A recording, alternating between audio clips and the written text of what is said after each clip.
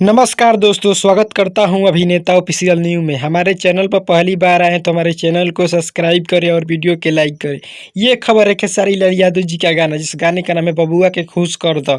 उसी के बारे में बहुत ही बड़ी जानकारी देने वाला हूं। वीडियो को पूरा देखिए तभी समझ में आएगा। इस गाने को लिखे हैं विशाल भारती और म्यूजिक दिए हैं आर्या शर्मा और गाए हैं खेसारी लाल यादव। अभी तक इस वीडियो गाने को आप लोग नहीं देखे हैं तो जाकर कृपया देख सकते हैं खेसारी म्यूजिक वर्ल्ड पर। जी हाँ दोस्तों, खेसारी म्यूजिक वर्ल्ड पर ये गाना रिलीज हुआ है 7:30 पर। ये गाने के व्यू की बात किया जाए तो इस गाने को व्यू मिला है मात्र 16 मिनट में 19,000 और लाइक मिला है 8,900 और कमेंट मिला है 2,800, जो कि सामने स्क्रीन पर आप लोग देख सकते हैं।